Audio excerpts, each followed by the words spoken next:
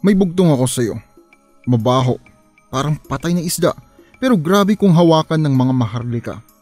Libreng ginagawa ng kalikasan, pero kasing tumbas ng ginto sa kayamanan. Kasing dami ng buhangin, pero ang hirap mapasa akin. Ano ang sagot? Paki-comment naman sa baba. Sa mga sumagot ng kulay, tama kayo. At ang eksaktong kulay ay ang purple. Ang purple ay ang kulay na easily associated sa royalty. Lahat ng naging hari o reyna sa planeta, mula sa Burger King hanggang sa Queen of England, nababalutan ng partikular na shade ng kulay na ito. Pero bakit purple? Ano nga bang meron sa purple? Marami kang makikitang damit ngayon na ganoon ng kulay. Maging ang box ng Crayola meron noon. Kung common naman pala yun ngayon, bakit associated ito sa royalty? Ang sagot, nabanggit ko na kanina. Common to ngayon. Pero noon, sobrang effort ang kinakailangan para makapag-produce ng purple fabric. Aabuti ng siyam-siyam para makapag-produce lamang ng kakarampot na ganoong kulay. Ano ba ang kailangan? Well, unang-una ay kailangan ng fishing boats. Maraming tao na dudurog ng sea snails, isang grupo na magpapakulo sa remnants, at isa pang grupo na magtitinta sa damit. Matrabaho at mabagal ang proseso. Kaya nga halos mas mapresyo pa raw ito sa ginto noon. Actually, ang 1 pound ng dye ay sinasabing kasing halaga ng 3 pounds ng gold noon. At hindi pa yan ang matinding parte ng kwento. Ang royal color ay galing sa lowliest source na mai-imagine mo. Ang pinaka-bottom ng bottom feeders ang nagpuproduce ng ethereal color na ito.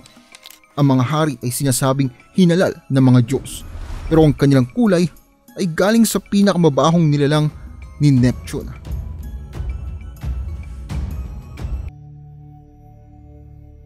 Ang pinakamatandang halimbawa ng purple dye na nakita ay galing sa City of Tyre noong Bronze Age na makikita ngayon sa Lebanon.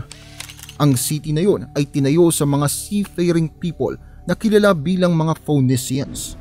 Ang sabi ng ilan, ang pangalan daw na iyon ay galing sa Greek words para sa kulay purple. Hindi lang sila ang taong gumawa ng kulay noon, pero sila ang gumawa ng sikat na royal purples na kilala ng sibilisasyon. Iniipon ng mga sea snails ng daang libo. Sabi ni Aristotle sa kanyang History of Animals, ginagamit ang rotted o yung bulok na isda para gawing pain para makahuli ng mga nilalang sa traps na nakakonekta sa mga floats. Ang mga snails, dahil sa pagiging predatory creatures nila, ay mauuto sa ganoong paraan at mahuhuli. Ang secretion na ginegenerate ng snails na ito ay pwedeng ma-harvest sa dalawang paraan. Pwede yun katasan sa pamamagitan ng pag-agitate sa snail, pero aabutin nyo ng siyam-siyam. Ang the best na paraan ay durugin ng suso at alisin ang hypobranchial glands. Ang mga shellfish na ito ay iiwan sa arawan hanggang sa mabulok. Ang amoy ay talaga namang mapapag-grrr ka talaga sa baho. Imagine mo ang amoy ng nabubulok na isda tapos i-multiply mo yon ng 100,000. Dahil nga sa baho nito at sa trabahong kinakailangan para makuha ang sapat na purple dye para sa isang garment, tanging mga mayayaman lamang ang kaya makapagbayad para sa kulay na ito. Maisip mo rin na malamang ma-absorb na rin ng garment ang amoy na nabubulok na yun. Sa totoo nga, sabi nga ng Roman poet na si Martial, hindi raw siya makahanap ng paraan kung papaanong masusolusyonan ang amoy na yun. Siguro tinanggap nilang nila yun bilang presyong kapalit ng pagkakaroon ng royal color.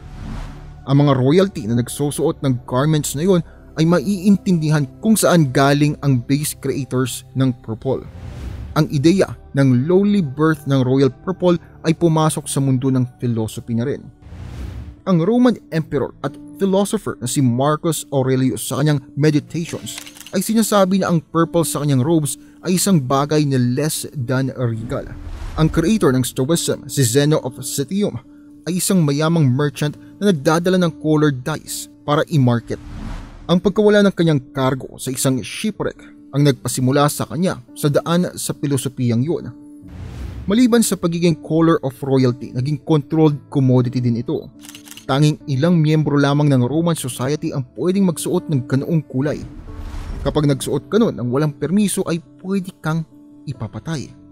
In fact, ipinag-utos nga ni Emperor Caligula na ipapatay si Ptolemy ng Mauritania, isang client king ng Roman Empire dahil sa ganda ng kanyang purple robe.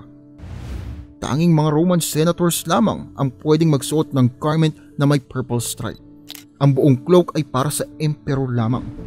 Ang Byzantine Empire kalaunan ay nagkaroon din ng restrictions sa kulay purple. Sa pang-araw-araw na travel mo, baka hindi mo papansin ang kulay purple. Pero noon, ito ang kulay na talagang kapansin-pansin. Pwede ka pang mapatay eh.